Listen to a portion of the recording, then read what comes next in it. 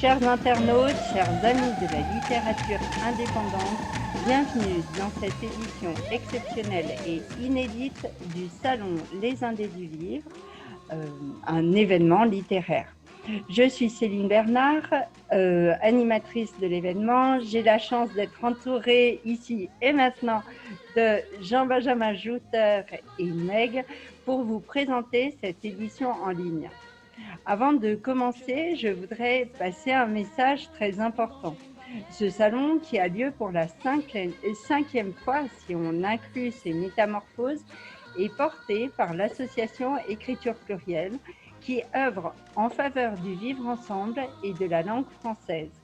Je tiens à exprimer toute ma gratitude à ma famille qui me supporte et qui en supporte l'organisation, qui traite ce qui doit être fait en coulisses pour l'administratif, contre vents et marées, et certains d'entre vous savent de quoi je veux parler, et sans qui rien de tout cela ne serait possible. Merci tout spécialement à mon père, dirigeant du bureau, à mon fils, volontaire et engagé pour les coups de main, à ma mère, à ma sœur, à mes neveux pour leur présence constante.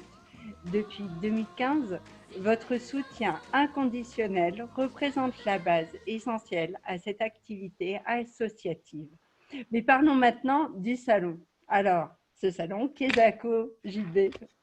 Alors, ce salon, nous devions tous nous retrouver à l'espace Jean Couty, Lyon 9e. 100 000 visiteurs étaient prévus pour venir rencontrer les auteurs qui avaient été invités, une trentaine, une quarantaine d'auteurs, je ne sais plus exactement, tout un panel d'auteurs. Et le problème, vous savez ce qui s'est passé en France et dans le monde d'ailleurs, cette crise sanitaire nous a obligés de changer notre fusil d'épaule. Et notre grande timonière, j'ai nommé Céline de Bernard, a trouvé la parade. Qu'est-ce qu'elle a fait? Elle a inventé le premier salon virtuel. Donc, vous pourrez venir quand même assister à ce salon, interroger des auteurs, mais grâce à un outil formidable qui est le net. Donc, ça sera le salon en ligne, tout simplement. Donc, voici la première version du salon en ligne des Indés. Merci. Et concrètement, comment ça marche? Est-ce que, Meg, tu nous en dirais plus? Alors concrètement, ce sera très simple. Tout sera accessible sur le site des Indés du Livre, qui est à l'adresse idéal-lyon.fr. Donc, dès aujourd'hui, vous pourrez retrouver un certain nombre d'interviews qui auront été réalisées, donc de vidéos avec les différents intervenants qui étaient prévus sur le salon, qui parleront de divers thèmes tournant autour de l'auto-édition et du monde littéraire. Vous aurez aussi accès à des quiz pour pouvoir gagner des ouvrages des auteurs invités du salon. Et le jour même, le 30 mai, vous aurez accès à des directs pour pouvoir rencontrer les auteurs et poser différentes questions. Alors, que va découvrir le public dans cette édition? Alors, le jour du 30 mai, non seulement vous pourrez accéder aux différents contenus à partir du site et avoir les informations sur les différents auteurs invités, mais en plus, sur les 5 thèmes qui étaient prévus dans le salon, vous aurez accès à des salles virtuelles, donc accessibles sur le logiciel Zoom.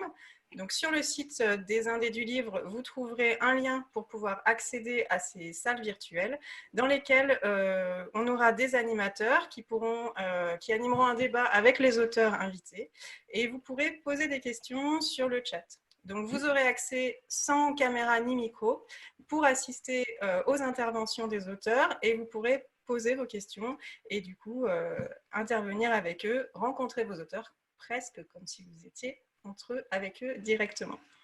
Et tout en restant chez soi. Donc, c'est une première pour nous. On ne l'a jamais fait. Et c'est très enthousiasmant d'avoir cet embrayage des auteurs participants. Alors, nous avons beaucoup de soutien et nous avons des remerciements à faire. Et tout d'abord, au U. Le U est un espace collaboratif où l'association Écriture Plurielle a eu son bureau. Nous devions déménager le 15 avril, mais finalement, nous avons pu bénéficier d'une poursuite de bail, ce qui nous a permis de continuer cette organisation. Donc, c'était un plus énorme pour nous. Donc, merci au plateau urbain. Merci à la mairie de Lyon qui devait nous prêter la salle et qui, en remplacement, nous offre son soutien digital et peut-être plus par la suite, mais je ne veux pas m'avancer, et beaucoup d'autres personnes à remercier. Oui, bien sûr, nous avons trois mousquetaires qui ont œuvré pour la réussite de ce salon. Alors, j'ignore qui est D'Artagnan, mais je vais vous citer les trois mousquetaires. Le premier mousquetaire, en fait, c'est la grande prêtresse Edwige. Alors, Edwige, qui sait, elle s'occupe de tout le côté informatique, et c'est pas peu dire, et elle est la grande réalisatrice du site idl-lyon.fr sur lequel vous pourrez cliquer pour nous rejoindre sur ce salon.